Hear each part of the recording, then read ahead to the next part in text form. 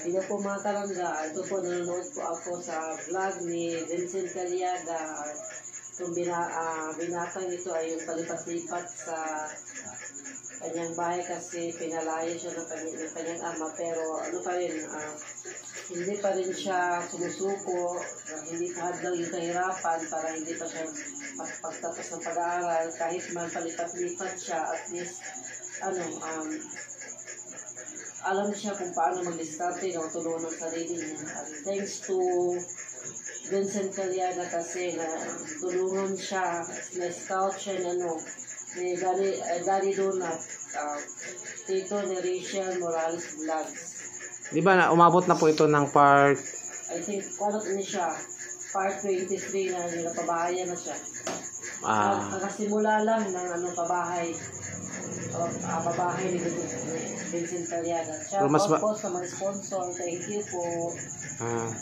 Pero mas maganda panoorin nila yung yung part 1 ng buong kwento nito.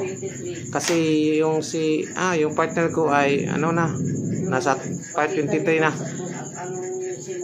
Sa simulan lang yung nana niya. Nakita na po ni until na nakita sila sa ilang kapatid, no. Kapatid niya, yung mama niya, papa niya na may pagka palaging humingi sa kanya ng pera. Grabe talagang buhay nito mga kamusta, mga kalingap. Diskarte. Kaya marami nag-sponsor nito. Marami na-inspire at marami sponsor na tumulong. Shout out po dyan sa sa mga sponsor. Ayan, salamat po na Salamat kasi may itong bata na ito ay sila yung sila yung tawag siya, yung sila yung mga taong tawag dito, kapabahayan siya. Yung mga grabe si Vincent Kalingap Jolba. Siya masipag na scouter. Si Rachel ang yung nag-viral. Ayan. Siya yung naka-scout. Ilagay ko sa description sa baba yung link para ma-direct na po kayo sa channel ni Vincent Caliaga. Ayan po. Salamat po sa mga sponsor dito kasi may bahay na po siya. Ayan, itong binata na ito. Grabe po talaga na po siyang amo. Palipat-lipat po ito ng bahay. Gusto makapag-aral. Yung isang pinuntahan niya para nakonsensya sa Jul na umuwi na lang siya kasi naglisod na. Nahirapan din, nagkumonsensa na siya, naalis siya, nilayo niya na siguro maging papigil sa tita niya. Malawak yung pag-unawan sa bahay na siya. Maganda na po yung niya pag matutulog siya. Hindi na po yung hindi na po yung sira-sira. Ipakita mo, Jul, yung dati niyang tirahan. Tapos yung last. Ayan.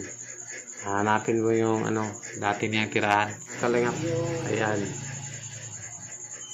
Dito siya nakilala. Ito. I-pass forward.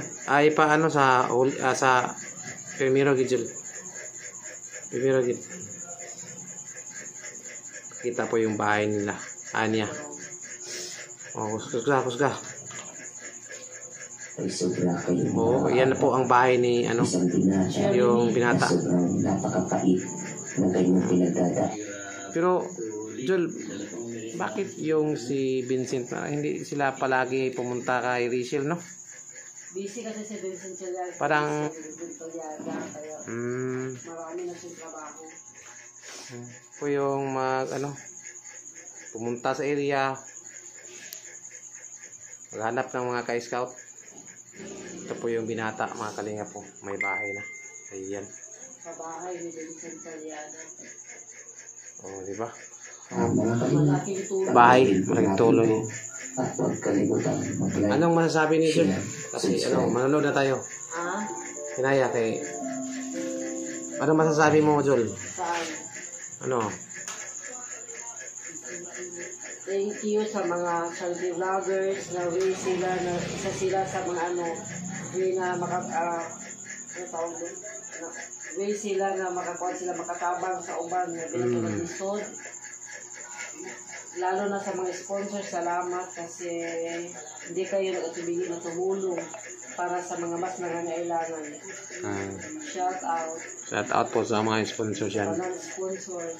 Bye-bye mga kalingap, at saka yung full video ay ilagay ko sa description sa ibaba para ma-direct ninyo. Vincent Calyada. Yan.